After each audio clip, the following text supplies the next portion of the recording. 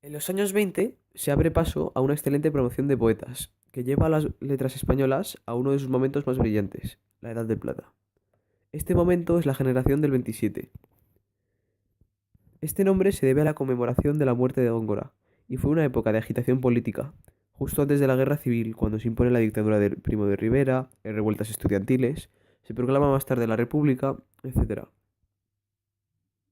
Los autores tienen una serie de rasgos comunes, entre los que destacan: todos nacen entre 1891 y 1905 y pertenecían a una clase medio-alta compartiendo el mismo talante liberal y progresista. Además, tenían las mismas inquietudes intelectuales.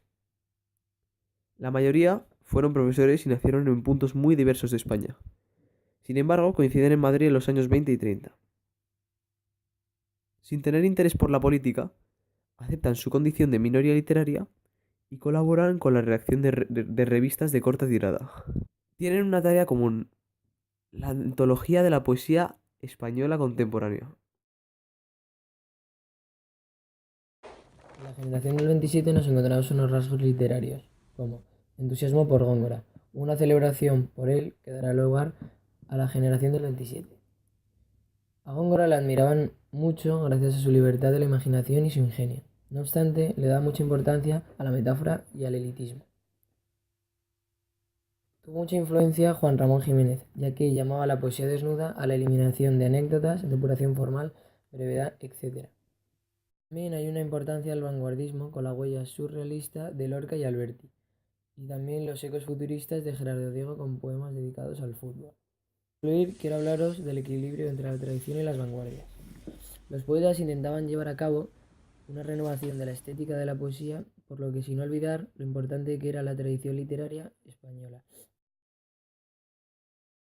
Primera época. Destacan influencias de Juan Ramón Jiménez y de la poesía pura, desnuda y vanguardias como el ultraísmo y creacionismo, sin olvidar la importancia de la poesía tradicional. Segunda etapa. Es una época de transición desde el vanguardismo hasta el compromiso. Se inicia en 1927 con influencias surrealistas. La tercera etapa concurre entre 1931 y 1936. Había una situación política difícil y los autores se dejaron influir por Pablo Neruda, que se basaba en la poesía impura, cuyo ideal no era la belleza sino la comunicación. En la cuarta etapa, en 1939, la generación del 27 se deshizo, ya que a Lorca lo asesinaron y otros fueron exiliados.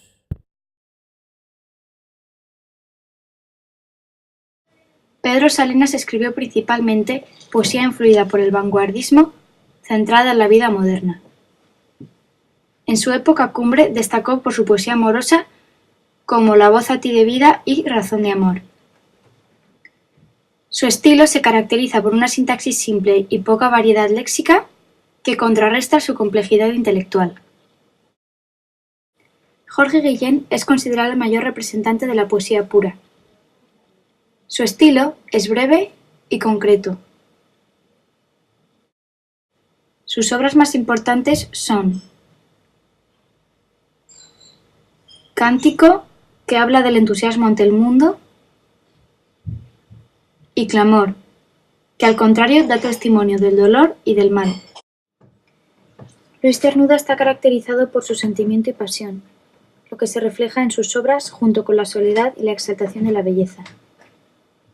Algunas de sus obras más importantes son Donde habita el olvido y Placeres prohibidos. Vicente Aleixandre, Premio Nobel de Literatura, cultivó la poesía, que se dividió en 3 etapas. Antes de que estallara la Guerra Civil, su poesía estaba influenciada por el surrealismo y hacía uso del verso libre. 2 obras fundamentales eran La destrucción o el amor y Espadas como labios. En la época de la posguerra escribió, entre otras, la obra llamada Historia de corazón, que supuso una rehumanización en su poesía, y en sus últimos años se dedica a reflexionar y meditar en sus poesías y percibe la muerte como una integración en el cosmos. Las obras de Rafael Alberti se dividen en etapas. En sus inicios escribe obras como Marinero en tierra, donde recuerda su infancia en Cádiz y además están inspiradas en poesía tradicional. En su segunda etapa de barroquismo y vanguardia publicó la obra Cal y Canto, donde hablaba del mundo moderno con cierta complejidad. Su obra surrealista más importante es Sobre los ángeles, que se considera el reflejo de su crisis personal, donde vaga por el paraíso acosado por los ángeles malos o buenos que simbolizan sus inquietudes. Durante la época de la República escribió poesía de tipo social, también llamada poesía comprometida.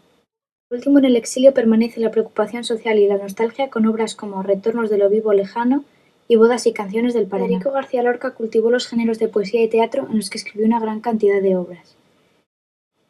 En su poesía trata diferentes temas, pero en sus inicios escribe una obra llamada Libro de poemas donde recuerda la infancia como un paraíso perdido. Otra de sus obras importantes es Poeta en Nueva York, donde utiliza una técnica surrealista y refleja su experiencia en Nueva York, donde hace ver una civilización materialista y critica la deshumanización. Esa esponja gris, ese marinero recién degollado, ese río grande, esa brisa de límites oscuros, ese filo, amor, ese filo. Estaban los 4 marineros luchando con el mundo de aristas que ven todos los ojos, con el mundo que no pueden recorrer sin caballos. Por último, escribe una poesía llamada Romancero gitano, que es considerada el alma de Andalucía y destaca la frustración y el destino trágico. En cuanto al teatro, se agrupa en 3 bloques, y dentro de sus primeras piezas estrena obras como El maleficio de la mariposa o Mariana Pineda, donde ya se podía apreciar su tema fundamental, la insatisfacción amorosa. Algunas de las obras tenían influencia modernista y trataban farsas trágicas de amores desgraciados. Más tarde escribe teatro vanguardista, donde están las comedias imposibles, que tiene una técnica surrealista. Aquí destacan obras como El público y Así que pasen 5 años. Por último, su etapa de plenitud está caracterizada por sus grandes obras Yerma, La casa de Bernarda Alba, Bodas de sangre y Doña Rosita la soltera. Todas ellas tienen en común el protagonismo de las mujeres.